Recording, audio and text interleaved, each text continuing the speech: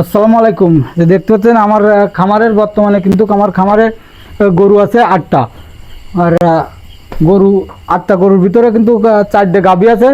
আর এই যে গাভীতে 3টে কিন্তু পরপর এই যে দিয়েছে ঘরে। এখন মোট আমার গরু আছে 8টা।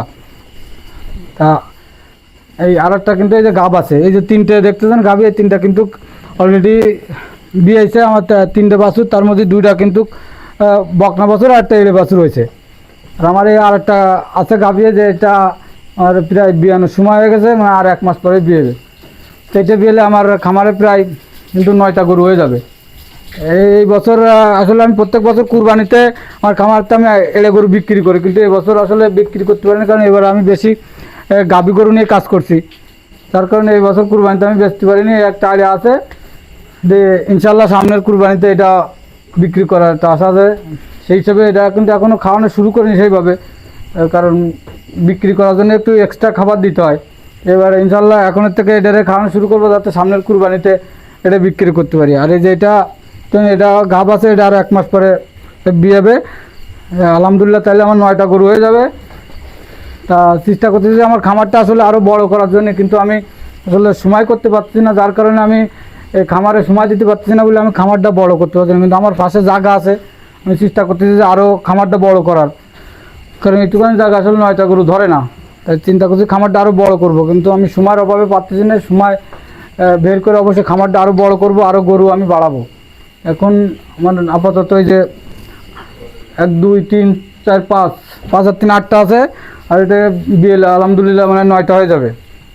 আমার এখন গরু আছে মাত্র 2টা, আর সবগুলো কিন্তু গাভী। সবগুলো এই যে আমার এই 3টা গাভীতে কিন্তু দুধ দেয়। এই যে আমাদের এই গাভীতে কিন্তু আমাদের বাড়ির দুধের চাহিদা পূরণ হয়ে যায়, আরও দুধ বিক্রি করতে পারি। এই গাভী ফুটলে একটা সুবিধা কি, যে গাভীর দুধ বিক্রি করে আপনার খাবার, গরুর খাবার জোগাড় করতে পারবেন। আমার কিন্তু এই গাভীর দুধ বিক্রি করে গরুর খাবার প্রায় হয়ে যায়। এই গরুগুলো কিন্তু আমাদের দেশি, তারপরেও কিন্তু ভালোই দুধ দেয়। আর সবগুলো গরু কিন্তু আমার প্রচুর মানে বছর বিয়ানো গরু, কিন্তু আলহামদুলিল্লাহ প্রত্যেক বছর বছর দেখেন গাভী এই যে এটা বড় হয়ে গেছে, আবার এটা ঘাব হয়ে গেছে, প্রায় 2 মাস হয়ে গেছে আলহামদুলিল্লাহ। সেই ক্ষেত্রে তারা চেষ্টা করতেছে আমার খামারটা আরও বড় করার, সামনের চিন্তা আছে।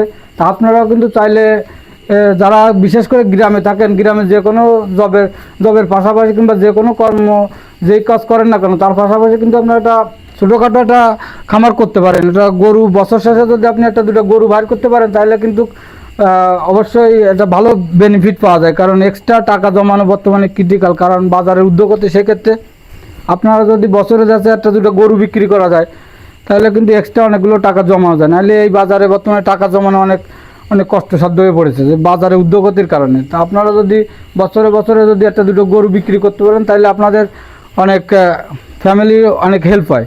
সেক্ষেত্রে আমি আসলে কারণ একটা জব করি, জবের পাশাপাশি কিন্তু আমি এই যে খামারটা করেছি। আলহামদুলিল্লাহ আমার একটা ব্যবসাও আছে। সেক্ষেত্রে আমি খামার অবশ্যই আরও বড় করব সামনে। সবাই দোয়া করবেন আমার জন্যে।